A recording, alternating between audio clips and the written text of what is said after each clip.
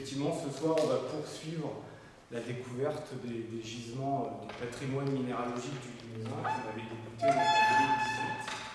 Alors, je ne sais pas si vous étiez déjà présent en 2018, mais voilà un petit peu ce qu'on avait été voir la dernière fois. Donc, on avait été faire un tour sur la mine d'étain de Vollery, on avait été voir l'uranium de la Crouzille, la grocoïde de Montron, la mine d'étain de Montebras, les pegmatites des monts en Basac, le tungstène de Puy-les-Vignes, et on avait terminé avec la mine de plomb des Farges. Et voilà ce que je vous propose ce soir d'aller découvrir ou redécouvrir.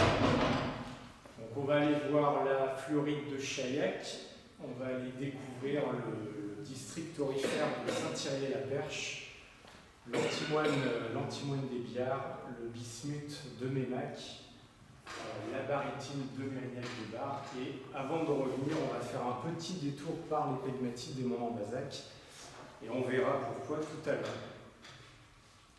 Alors avant de commencer, je vais quand même faire un rapide résumé, un retour sur la géologie du Limousin. Donc le Limousin géologique, c'est la partie nord-ouest de notre massif central français. Ce sont des terrains qui appartiennent essentiellement à l'orogenèse varisque, donc c'est la formation d'une chaîne de montagnes qui s'est produite pendant l'ère primaire. Donc voilà, ça c'est une photo satellite de la Terre il y a 450 millions d'années. Donc à l'époque, on avait 3 continents, le Gondwana au sud, le continent Laurussia et le continent Sibéria au nord. Et un beau jour, eh bien, ces 2 masses continentales ont décidé de se rapprocher l'une de l'autre avec formation de zones de subduction, au terme de quoi il y a eu collision entre les 2 continents et formation d'une chaîne de montagnes. Alors, il y avait un petit continent entre les 2 ici. Donc le Limousin est constitué essentiellement de roches métamorphiques. Donc on va retrouver à la base un empilement de roches métamorphiques. À la base, on va retrouver des microschistes qui sont ici en vert. Au-dessus, on va trouver ce qu'on appelle la nappe inférieure des gneiss, qu'on retrouve ici en orange et rosé. Et par-dessus, on va trouver la nappe supérieure des gneiss, qu'on retrouve ici en vert. Et le tout va être recoupé par un certain nombre de plutons granitiques. Alors c'est des magmas granitiques qui se forment à la fin de la formation de la chaîne. Quand les pressions vont un petit peu se relâcher, ça va provoquer une fusion des roches profondes. Et vous avez tout un tas de massifs granitiques qui vont se mettre en place à travers les séries métamorphiques. Donc le granit de Saint-Sylvestre, le massif du Mille-Vaches, le granit de Guéret. Alors pour ceux qui s'intéressent, qui veulent plus d'informations, je vous conseille la lecture de cet excellent ouvrage qui a été publié par l'université en 2019. Alors sans plus attendre, je vous propose de commencer et on va débuter par une digression puisqu'on va sortir du Limousin administratif pour aller dans le département de l'Indre et aller découvrir la fluorite de Chaillac. Alors au niveau géographique, donc on est dans l'Indre, juste à la limite avec la Haute-Vienne, la limite est ici, l'autoroute A20, Saint-Benoît-du-Sault, et on a Chaillac ici. Et donc les gisements de Chaillac appartiennent à ce qu'on appelle le bassin de Chaillac. Et au niveau géologique, on est à l'interface entre les terrains du socle métamorphique et magmatique du massif central et les terrains sédimentaires du bassin parisien. Et dans ce bassin de Chaillac, eh bien, on va trouver plusieurs gisements, notamment les gisements de fer et manganèse de Chénier-du-Nez, dont vous avez une image là, des exploitations souterraines, le gisement stratiforme de barytine des Redoutières, avec un exemple là, de barytine chargée en oxyde de fer, et enfin le filon hydrothermal du Rossignol. Les 2 premiers gisements de fer et de barytine sont inclus dans les roches sédimentaires du bassin parisien, alors que le filon du Rossignol, lui, il traverse les roches roches métamorphiques du plateau des Gurandes. Il appartient donc au Massif central, et donc en bon chauvin que nous sommes, on considère qu'il est limousin. Alors voilà une carte géologique un petit peu simplifiée du bassin de Chaillac. Donc là vous avez les roches métamorphiques ici, le début des roches sédimentaires avec les tangiens, les gisements de fer et de manganèse ici, le gisement des redoutières de barytine là, et le filon du rossignol qui est juste ici, à quelques centaines de mètres du gisement des redoutières. On va voir tout à l'heure qu'il y a un lien entre les deux. Alors, comment s'est formé le filon hydrothermal de Chaillac? Alors, pour ça, il faut remonter à l'étangien. Donc, c'est un filon qui a été daté de cette période. Le tangien, c'est le Jurassique inférieur, ce qu'on appelle le Lias. Donc, c'est daté à environ 200 millions d'années. À l'époque, le Massif central était bordé par la mer. Donc, on est dans un contexte de littoral. Grosso modo, le Royan était à 60 km de Limoges à l'époque. Voilà. Et donc les fluides hydrothermaux qui sont à l'origine du filon de Chaillac, eh bien, ils ont deux origines. D'une part, des fluides des eaux météoriques, des eaux de pluie, qui ruisselaient et qui lessivaient le socle métamorphique et qui sont allés se mélanger à des eaux d'origine sédimentaire qui se forment par compaction des sédiments, mais également de saumures qui se forment par formation des évaporites. En fait, ce sont des roches sédimentaires qui se forment par évaporation de l'eau. On était à l'époque sous un climat très chaud et aride, un petit peu ce qui nous pend au nez dans les décennies à venir. Et tous ces fluides enrichis en barium, en fluor, en plomb, en zinc, eh bien, ils vont pénétrer à l'intérieur du socle, se réchauffer avec le gradient géothermique qui devait être un petit peu plus élevé du fait de l'amincissement de la croûte. Et les fluides chauds en fait, vont remonter et se mettre en place dans des failles normales. Voilà une autre coupe du gisement de Chaillac. Donc vous avez le socle métamorphique du Massif central ici, le filon hydrothermal, donc les fluides remontaient jusqu'à la surface, et en fait ils allaient imprégner les sédiments détritiques de l'étangien, et c'est comme ça que s'est formé le gisement stratiforme de barytine des redoutières. Alors certains auteurs pensent que les fluides hydrothermaux pouvaient sortir à la surface sous la forme d'un geyser. C'est une hypothèse. Alors le filon hydrothermal de Chaillac, il a été exploité par une mine, la mine du Rossignol.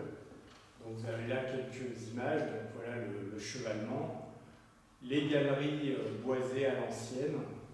On peut voir qu'il y avait beaucoup d'eau, c'était un problème assez compliqué à régler pour eux. Et une des rares photos du filon du Rossignol en place. Alors on ne voit pas grand chose, on distingue des épontes ici, probablement de la barytine avec la fluorite au milieu. Alors c'est une mine qui a fonctionné de 1966 à 2001 et il en a été extrait entre 0,8 et 1 million de tonnes de fluorite. La fluorite servant essentiellement dans l'industrie chimique pour faire de l'acide fluorhydrique et dans l'industrie métallurgique comme fondant. Alors, au niveau minéralogique, la fluorite, c'est un fluorure de calcium qui cristallise dans le système cubique. Et donc, les cristaux de fluorite, c'est ce qui a fait un peu la célébrité du gisement de Chaillac, notamment pour les minéralogistes et les collectionneurs. Donc, vous avez quelques jolis exemples d'échantillons qui font entre 10 et 15 cm de large. Voilà d'autres exemples, des cristaux cubiques de couleur jaune, des choses comme ça qui sont vraiment caractéristiques de la mine de Chaillac. On avait également des minéraux de plomb, de la galène, qui est un sulfure de plomb, donc qui formait de temps en temps des jolis cristaux octaédriques, inclus dans les masses de barytine. Et évidemment, qui dit minéraux de plomb, sulfure de plomb, dit tout un cortège de minéraux d'oxydation cérusite, qui est un carbonate de plomb, qui a également fait la réputation du gisement de Chaillac pour les magnifiques cristaux qui ont été récoltés, par les mineurs notamment. Et évidemment la pyromorphite, qui est un chlorophosphate de plomb, qui a également fait la réputation mondiale de la mine de Chaillac. Donc là, vous avez quelques jolis exemplaires qui font, là, ça fait une quinzaine de centimètres. Voilà d'autres exemples avec des cristaux de pyromorphite sur de la barytine. Voilà. Et ça, c'est un autre type d'échantillon vraiment caractéristique de la mine de Chaillac. Vous avez de la barytine avec des cristaux de fluorite. Le tout coloré par des fines inclusions de galène, c'est pour ça que c'est assez couleur grise. Et là on ne voit pas bien, mais on a des petits cristaux de pyromorphite de couleur marron. Donc j'ai amené l'échantillon, si vous voulez voir à la fin, c'est toujours mieux qu'en photo. Alors, maintenant on va passer à l'orgue de Saint-Thirier, donc on va rester dans le même contexte géologique, on était dans la nappe inférieure des gneiss. Et cette fois, on va descendre dans le sud du département de la Haute-Vienne. Alors, le district de Saint-Thirier, c'est un district qui est assez vaste, qui est à cheval sur les communes de Ladignac-le-Long, La Roche-l'Abeille, le Chalard, ça va jusqu'en Dordogne, Junillac-le-Grand. Ça va même un petit peu plus loin vers l'est. Et donc, on est, comme je vous le disais, dans la nappe inférieure des gneiss. En fait, tous les gisements d'or du Limousin sont inclus dans cette unité structurale. Alors, l'or de Saint-Thirier, il a connu 3 périodes d'exploitation. Une première pendant l'Antiquité, par les Gaulois, pendant environ 5 siècles. Une deuxième à la fin du 19e, début du 20e siècle. Et une dernière période à partir des années 80 jusque dans les années 2000. Alors, vous le savez probablement, en fait, après l'exploitation antique de ces mines, les gisements tombent totalement dans l'oubli. On les oublie complètement, on ne savait pas qu'il y avait de l'or. En fait, il faut attendre la deuxième moitié du 19e siècle pour qu'on redécouvre ces gisements. Et notamment grâce à un personnage, Ernest Mallard. Ernest Mallard, c'était un ingénieur des mines qui a également été cristallographe. Et dans le milieu du 19e siècle, là, il a été chargé d'établir la carte géologique de la Creuse. Et en parallèle, il suivait les travaux miniers de la mine de Vollery qu'on avait vu donc en 2018, et également la mine de Montebras dans la Creuse, qui sont des mines d'étain. Et il va observer quelque chose qui est assez connu à l'époque en Limousin, c'est la présence de fosses dans les bois, un petit peu partout en Limousin, et puis plus particulièrement autour de Vollery et autour de Montebras. Et il va faire le rapprochement entre la présence de ces fosses. Alors à l'époque, on pensait que c'était des vestiges d'anciens camps romains. Et lui, il va faire le rapprochement entre la présence de ces fosses et la présence des mines d'étain de Montebras et de Vollery. Et dans un article qu'il va publier dans les Annales des mines en 1866, il émet l'hypothèse que ces fosses ne sont pas des anciens camps romains, mais des stanières, c'est-à-dire des anciennes mines d'étain. Donc ça, c'est un minerai d'étain qu'on appelle la cassitérite.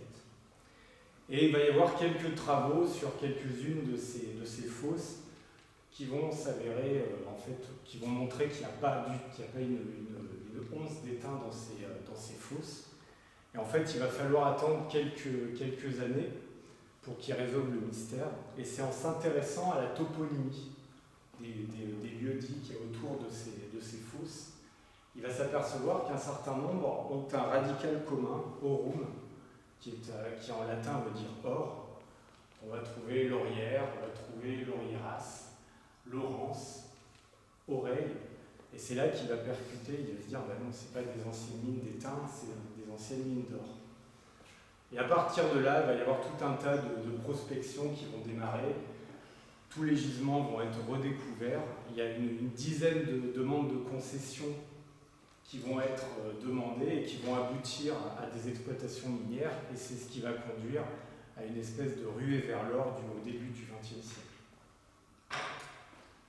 Et la troisième période, en fait, ça correspond à une élévation brutale du cours de l'or au début des années 80 qui va justifier la reprise des prospections et de l'exploitation, notamment avec la Société des mines du Bournay. Alors voilà, ça c'est une carte postale ancienne de la mine de Chény avec le chantier d'abattage. Donc ça évidemment, ça correspond à la deuxième période d'exploitation au début du XXe siècle. Alors au niveau géologique, au niveau gitologique, les gisements aurifères de Saint-Thirier appartiennent à ce qu'on appelle des chaires zones. Alors c'est un petit peu compliqué, on va essayer de voir les choses un peu simplement. Donc chaire zone, ça veut dire zone de cisaillement. Les chaires zones, en fait, ce sont des grands couloirs tectoniques qui s'étendent sur plusieurs kilomètres, autant en surface qu'en profondeur. C'est des choses qui se sont mises en place à la fin de l'orogénèse hercynienne. Et ce qui est important, c'est que cette activité tectonique va être associée à une minéralisation. Donc il y a un contrôle structural de la minéralisation. À chaque mouvement de la faille va être associé à un épisode hydrothermal. Alors les gisements de Saint-Thirier, ils sont apparus en 3 phases, que je vous simplifie au maximum. La première phase, c'est un cisaillement, tout simple, par compression. Et ça va être associé à la mise en place de filons de quartz laiteux, sans sulfure, sans or. Il n'y a quasiment pas d'or à ce moment-là. Il y a une deuxième étape, cette fois avec une réactivation de ces failles dans un régime extensif cette fois. Et là, ça va être associé à un épisode hydrothermal qui va apporter la minéralisation aurifère. Donc on va trouver de l'or natif, on va trouver des sulfures d'arsenic, beaucoup de sulfures d'arsenic, ce qui va poser pas mal de problèmes par la suite, des sulfures d'antimoine, des sulfures de plomb. Et on a une troisième phase, un petit peu plus tardive, toujours dans un régime extensif, qui va, elle, être associée à un épisode hydrothermal qui va venir déstabiliser la minéralisation précédente et provoquer un enrichissement.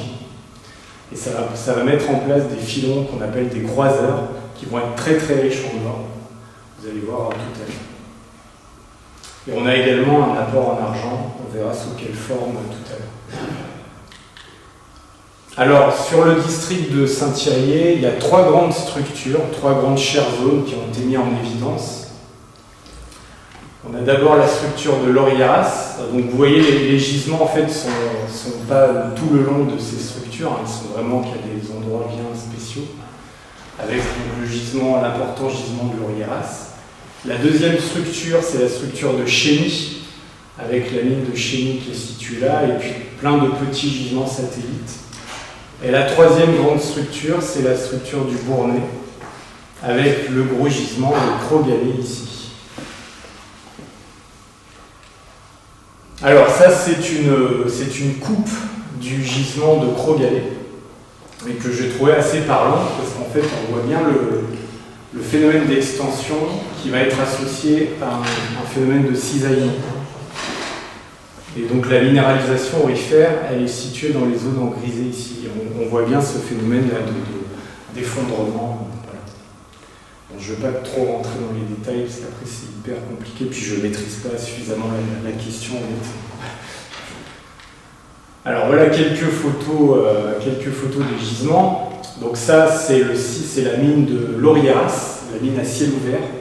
Il y avait une partie à ciel ouvert et une partie souterraine. Donc ça date des années 90, je crois. Et la minéralisation aurifère, en fait, ça correspond à ces zones un peu développées ici.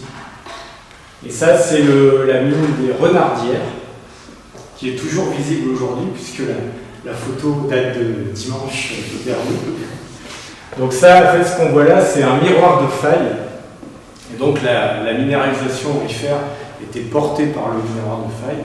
Elle a été évidemment supprimée, enfin elle a été exploitée. Et aujourd'hui, il reste en fait la faille. Donc ça correspond à une portion de la structure de la chaire zone. Alors voilà quelques échantillons. Donc ça, ce sont des échantillons qui datent de la deuxième période d'exploitation, donc début 20e. C'est des échantillons qui appartiennent à la collection Prosper Didier. C'était un gros collectionneur du début du XXe siècle. Et pour information, la collection est visible au musée d'Ambazac jusqu'au mois d'octobre dans une exposition. Donc on voit des petites mouches d'or ici. Alors au niveau des teneurs, les gisements de Saint-Thierry, les teneurs moyennes étaient comprises entre 7 et 16 grammes par tonne, ce qui n'est pas trop mal pour des gisements d'or. Et les filons croiseurs, qui correspondent à l'épisode tardif dont je vous parlais tout à l'heure, on avait localement des teneurs qui étaient supérieures à 100 grammes par tonne. Et le record absolu, a priori, ça serait sur le gisement de Gros-Gallet, où il y avait une structure qui a été appelée la structure F1, avec localement des teneurs à 8 kg par tonne. Donc 8 kg, ça commence à se voir. Alors voilà quelques échantillons d'or de la région de Saint-Thierry. Donc c'est de l'or natif et de l'électrum. Alors l'électrum, en fait, c'est une variété d'or natif qui est enrichi en argent. En fait, ça correspond donc à ces filons tardifs où il y a un petit peu, où il y a un apport d'argent. Et donc la proportion, c'est 80% d'or et 20% d'argent. Et donc ça donne des choses comme ça dans les zones les plus riches. Donc ça fait à peu près, on a entre 2 cm là à peu près, ça fait un bon gros centimètre. Et ça fait 1 cm de large. Donc ça fait des choses qui commencent à être un peu visibles. Alors au niveau des productions, bon, c'est à titre indicatif, pendant l'Antiquité, sur 5 siècles, les archéologues ont calculé et ils estiment la production à environ 70 tonnes d'or. Pour la deuxième période d'exploitation, entre 1908 et 1960, ils estiment à 8,2 tonnes, dont 7,2 pour la mine de Chény, qui était donc la plus productive. Et enfin, pour la période de 1982 à 2001, ils estiment, enfin c'est pas estimé, on a les chiffres, c'est 28 tonnes d'or qui ont été produites. Alors, par comparaison, la mine du Châtelet en Creuse, qui a fonctionné au début du XXe siècle, a produit presque 11 tonnes d'or, et la mine de Salsigne, dans l'Aude, a produit environ 90 tonnes. C'est la mine la plus riche en France. Alors, on va changer de niveau structural, on ne va pas s'éloigner beaucoup au niveau géographique, on était ici, et on va passer dans l'unité supérieure d'Agnès pour aller voir l'antimoine des Biards. Donc l'antimoine des Biards, c'est sur la commune de Glandon, donc vous avez Saint-Thierry ici, le bourg de Glandon et la mine des Biards qui est située ici. Donc comme je vous le disais, tout à l'heure on était dans l'unité inférieure d'Agnès. On va traverser le chevauchement et on va aller dans l'unité supérieure qui est située là. Alors, les gisements d'antimoine des Biards, si on fait abstraction de l'exploitation antique de l'or, ça fait partie des gisements les plus anciennement connus en Limousin. Alors ça, c'est un extrait d'un livre de Nicolas Gobet qui s'appelle « Les anciens minéralogistes de France ». C'est un recueil de textes très anciens sur les mines de France. Et on a une partie sur le Limousin. Et cet extrait, il date de 1703, et il est question de la mine de plomb de Glanges, qui est dans le sud du département. Et il y a cette phrase à la fin, on a aussi trouvé aux environs de ce lieu des mines d'antimoine, donc ce qui correspond très probablement aux mines des Biards, enfin au gisement des Biards. Donc on est en 1703, ça veut dire qu'à la fin du XVIIe siècle, ces gisements-là étaient déjà connus. Donc voilà d'autres évocations de ces mines dans d'autres ouvrages anciens, donc dans Deux alliés d'Argentville en 1755, qui évoque une mine très abondante d'antimoine dans la paroisse de Glandou. Desmarais en 1765, qui évoque les mines d'antimoine dans la forêt des Biards, à 3 lieues de Saint-Thierry. Donc voilà, c'était des gisements qui étaient bien connus. Alors au niveau gitologique, on est dans le même type de gisement que pour les gisements d'or. c'est des grands couloirs tectoniques, des grandes failles, le long desquels on va trouver des filons d'antimoine. Alors, pour information, certains d'entre eux sont légèrement aurifères. Donc là, en fait, sur cette carte, vous avez ça, c'est la route qui vient de Glandon. Vous descendez vous traversez la Boucheuse, qui est cette rivière ici. Et en fait, dans ce bois-là, vous allez trouver plein d'anciennes tranchées qui datent du XVIIIe siècle. Et au travers, on va trouver des travaux qui sont beaucoup plus récents, qui datent du XXe siècle, du début du XXe siècle, notamment avec la borderie, le filon Gaston ou le gisement de Vernou ici. Alors, quelques photos des travaux plus récents du début du XXe siècle, avec la principale mine étant la mine de la Borderie, dont là vous avez l'entrée. Et ça, c'est une photo de l'intérieur d'une des galeries, qui a été prise par un camarade passionné. Et en fait, c'est une photo qui est sympa parce qu'il a voulu prendre la galerie en photo.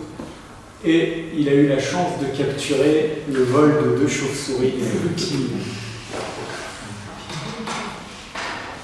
Alors au niveau de la minéralisation, donc le minerai d'antimoine, ça s'appelle la stibine, c'est un sulfure d'antimoine, et ça peut former de très jolis cristaux en aiguille, comme ça, très brillants. Donc ça, c'est également un échantillon historique qui date du début du XXe siècle. Ça fait également partie de la collection de Prosper Didier, donc visible au musée d'Ambazac. Ça, c'est des échantillons qui ont été récoltés dans les années 2000, beaucoup plus récents. Voilà d'autres exemples de cristaux de stibine. Vous avez des fois des choses un petit peu alambiquées comme ça, des touffes d'aiguilles dans les masses de quartz. Alors au niveau des productions de la mine d'Elia, alors l'exploitation au XVIIIe siècle, XVIIIe et puis peut-être au XVIIe également, on n'a pas de chiffres, puisque c'était des exploitations artisanales, mais les productions sont estimées quand même à quelques centaines de tonnes. Et pour la période du début du XXe siècle, donc entre 1905 et 1931, la production est estimée à 1500 tonnes d'antimoine, en sachant que l'exploitation était discontinue, ça s'arrêtait, ça repartait. Alors l'antimoine, c'est un métal qui a été stratégique à cette période parce qu'il était utilisé pour fabriquer des obus. Donc, notamment pendant la guerre, c'était des gisements extrêmement précieux. Alors, on va aller en Corrèze, dans la Haute-Corrèze, maintenant pour s'intéresser au gisement de bismuth de Meymac. Donc le gisement de bismuth de Meymac, il est inclus dans le granit de Meymac. Le granit de Meymac, c'est un granit tardière-silien. C'est une digitation du massif du Mille Vaches qu'on a ici. Alors la dernière fois, on s'était un petit peu arrêté sur ce granit-là, qui est le granit d'Ussel, où il y a la mine des Farges, qui est située par ici. Et donc nous, on va aller ici à Meymac. Donc à Meymac, il y a 2 gisements de bismuth. Le gisement historique des Chaises, qui est situé ici. Vous avez donc le village qui s'appelle le Bismuth. Enfin, le village, il y a une maison. Et le deuxième gisement qui a été découvert un peu plus tardivement avec la mine de la Grange du Merlançon, qui est juste à côté de l'étang du Merlançon. Alors, les gisements de bismuth de Meymac, on doit leur connaissance à un monsieur qui s'appelle Adolphe Carnot, qui est un ingénieur des mines de Limoges, qui était le frère du président Sadi Carnot, et qui a publié dans les Annales des mines la découverte d'un nouveau gisement de bismuth en Limousin. Et donc, il va également créer une société dans le but d'exploiter ces gisements. Donc là, vous avez le schéma des principaux travaux les travaux souterrains qui ont été menés au niveau du gisement historique de la Chaise. Et donc, il va y avoir une tentative d'exploitation de 1878 à 1895, mais ça va être un fiasco de bout en bout. La mine ne va jamais être rentable. Et vous pouvez voir qu'il est parti un petit peu dans tous les sens. Et la raison, c'est qu'en fait, c'est un gisement qu'on appelle c'est un stockwork de filons. C'est-à-dire que c'est un réseau de plein de petits filons qui partent dans tous les sens, avec très peu de minéralisation. Et il a essayé de suivre tous ces filons en espérant tomber sur le gros truc, mais c'est jamais arrivé. Alors, à quoi ressemble le bismuth de Meymac? Eh bien, ça ressemble à ça. Donc là, ce que vous voyez, c'est un petit nodule.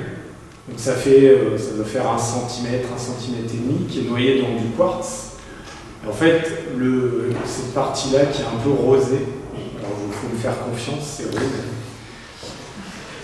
C'est du bismuth natif, c'est du métal, bismuth. Et l'auréole que vous avez autour, c'est un sulfure de bismuth qu'on appelle la bismuthinite. Alors j'ai amené l'échantillon, donc si vous voulez le voir en vrai, ça sera peut-être plus parlant. Donc à Meymac, il y avait également du tungstène sous la forme de schélite. Donc la schélite, c'est un tungstate de calcium. Donc comme vous pouvez le voir, ce n'est pas des minéraux très sexy. Mais bon, ça mérite d'exister. Et dans le même cadre de la description du gisement, Adolphe Carnot, il va publier une nouvelle espèce. En récoltant des échantillons sur place, il va s'apercevoir de la présence d'un minéral qui est inconnu pour la science à l'époque. Et ce minéral, il va l'appeler la mémacite. Et la mémacite, en fait, ça provient de l'altération de ce minéral. L'altération d'un minéral moche, ça fasse un truc pas terrible. Et donc la mémacite, c'est ces encroûtements un peu jaunâtres, là, que vous voyez. Et c'est un oxyde de tungstène. Alors le deuxième gisement de Meymac, c'est la mine de Lagrange. Alors c'est un gisement qui est un petit peu différent. Là, c'est pas un stockwork de filons, c'est un espèce de gros pipe de quartz qui va être minéralisé en pyrite et en bismuth. Donc il a été exploité à l'aide d'une fosse d'exploitation et d'un traversement qui a été foncé en 1818 et en 1918 et 1919. Donc là vous avez l'entrée de la galerie et donc le traversement qui se trouve ici. De l'extérieur, ça ressemble à ça, c'est des broussailles. Donc en fait, ce que vous voyez là, c'est la fosse d'exploitation du gros pipe de quartz avec les débris autour. Donc tout ça, c'est du quartz minéralisé en pyrite, en bismuth.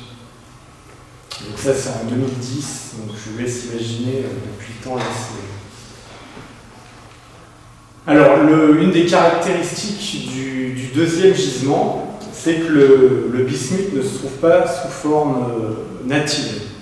On va le trouver uniquement sous forme sulfurée. Donc c'est la bismuthinite, qui forme des espèces de lames brillantes. Alors bon, c'est pareil, j'ai amené un échantillon parce que les photos, c'est pas très très parlant. Ça fait des espèces de grandes lames, parfois jusqu'à 10 cm. Et c'est les plus gros cristaux de bismuthinite qui sont connus pour la France. Donc c'est un gisement très important au niveau minéralogique, même s'il n'a jamais été intéressant au niveau économique. Voilà un autre, ça c'est un petit échantillon de mémacite du deuxième gisement. Donc vous voyez, ça ressemble à une espèce de résine un peu jaune. C'est pas très très joli. J'en ai amené aussi, comme ça vous pourrez en voir en vrai si vous voulez. Et il y a une autre chose qui est intéressante pour le deuxième gisement, c'est que les conditions de gisement ont permis l'apparition d'une minéralogie très exotique. Il y a tout un tas d'espèces très rares qui ont été dans ce gisement. Par exemple, la cannonite, qui est ce minéral blanc là, qui forme des tout petits cristaux. La cannonite, c'est un sulfate de bismuth qu'on trouve très rarement à l'état cristallisé. L'hydrotungstite, c'est pareil, c'est un minéral qui est assez commun dans les gisements de tungstène, sauf que généralement, ils forment des enduits qui ressemblent à pas grand-chose. Et là, à Meymac, on a trouvé des jolis cristaux, jaune citron, des tablettes, ce qui est rarissime. Alors tout ça c'est très petit, ça fait quelques millimètres, ça fait moins d'1 millimètre. Là ceux-là sont un peu plus grands, ça fait jusqu'à 2 millimètres. Là vous avez d'autres cristaux d'hydrotungstite, et ce petit truc orangé là c'est probablement un tungstate de plomb très rare qu'on appelle la stolzite. Donc c'est un gisement qui est particulièrement intéressant. Il y a eu d'autres espèces très très rares comme la coragoïte, qui est un oxyde polymétallique qui a été trouvé dans le monde à 2 endroits, dans sa localité type, au Tadjikistan, et à Ménac. Bon. Il n'y a eu que 1 ou 2 échantillons trouvés. Mais voilà. Alors, on va rester en Corrèze et on va aller voir la barytine de Mérignac-de-Bar. Alors, Mérignac-de-Bar, ça se situe entre Naves et Corrèze, par ici. Vous avez eu l'autoroute à 89, pardon. Au niveau géologique, le gisement de barytine de Mérignac-de-Bar, c'est un filon hydrothermal qui a été reconnu sur 300 mètres. En fait, il traverse, il est perpendiculaire à la faille d'Argentat. Donc la faille d'Argentat, c'est ici, en fait, ce qui sépare le massif du Mille Vaches des micaschistes.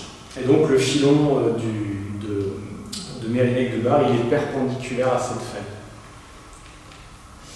La connaissance de ce gisement, on la doit à un personnage qui est le docteur Puy-Aubert, qui habitait à Naves. C'était un collectionneur de minéraux du début du XXe siècle, qui a beaucoup échantillonné sur ce gisement. Et il entretenait une correspondance avec le grand professeur de minéralogie, Alfred Lacroix, du Muséum d'histoire naturelle, à qui il envoyait des échantillons pour études. Donc ça, c'est une lettre manuscrite d'Alfred Lacroix qui est datée de 1910, destinée donc au docteur Puy-Aubert, dans lequel il le remercie pour l'envoi des échantillons et il lui fait des petits croquis de cristallographie des échantillons qu'il avait envoyés. Alors, la barytine de Mérignac-de-Bar, elle a été exploitée de façon industrielle entre 1951 et 1966. Et il en a été extrait 15 000 tonnes, ce qui n'est pas beaucoup pour un gisement de barytine. Mais la barytine de Mérignac-de-Bar, elle n'était pas de très belle qualité. Il y avait beaucoup d'inclusions de galène, de quartz, de choses comme ça. La barytine, c'est un minéral très dense qui sert essentiellement à charger les bouts de fourrage, à charger le papier, à charger... Ça servait en pharmaceutique pour faire des lavements barytés, des choses comme ça. Donc ça, c'est une des très rares photos, voire l'unique photo du gisement dans les années 60, où on voit le filon de barytine ici, et la galerie d'exploitation. Donc voilà le gisement de nos jours. Donc c'est un magnifique pré.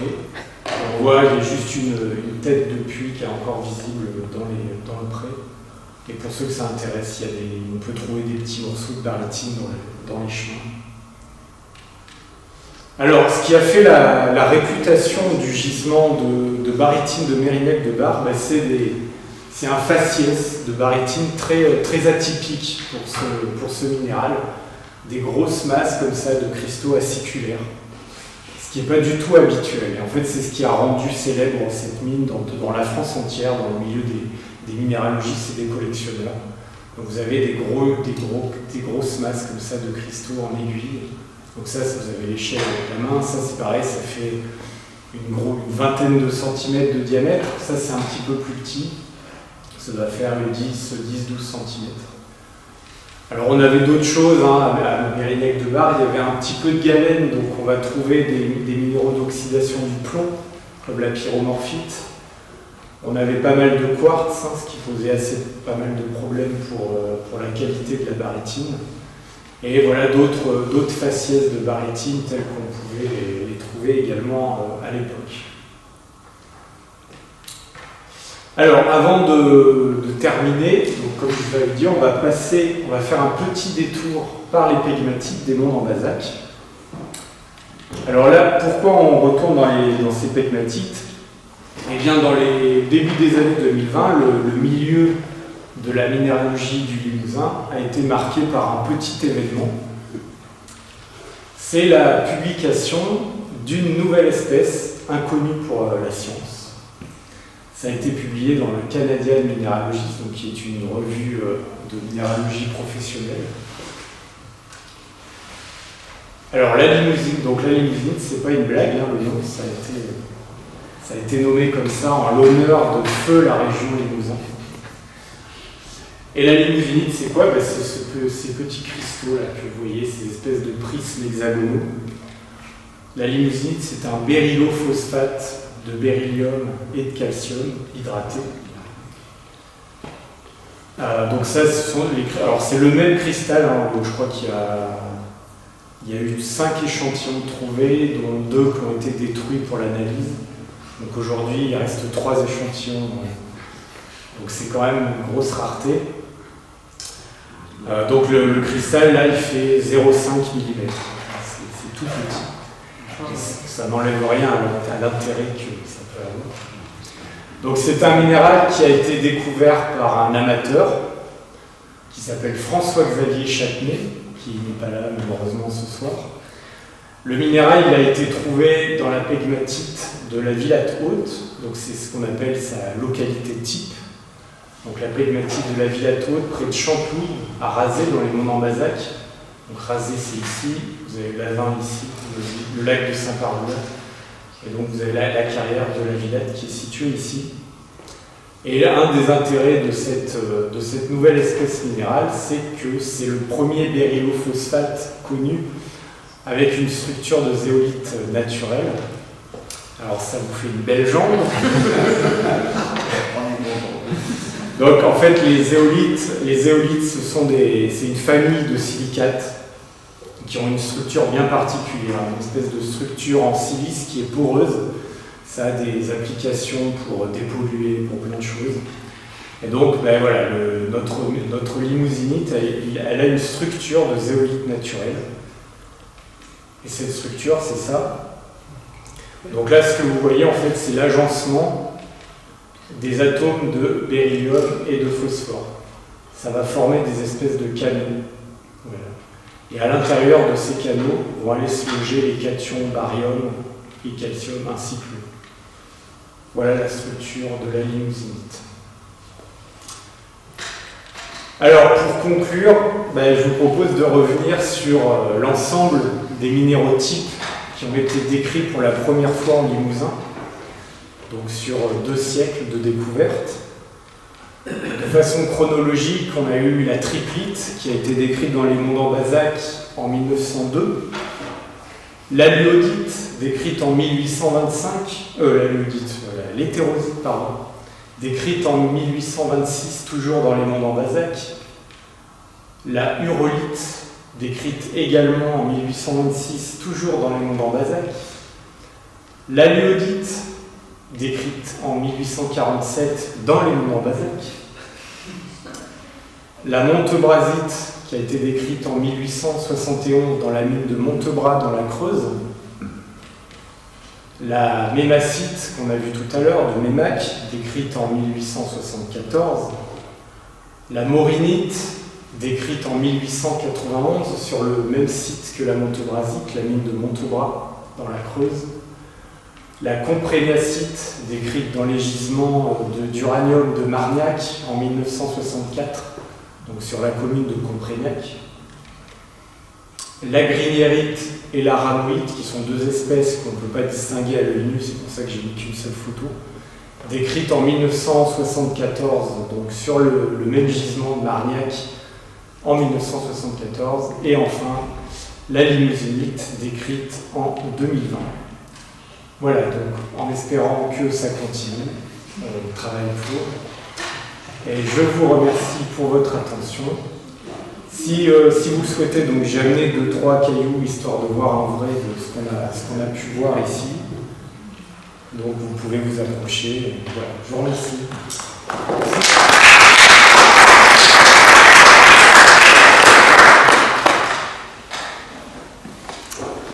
Donc il faut venir.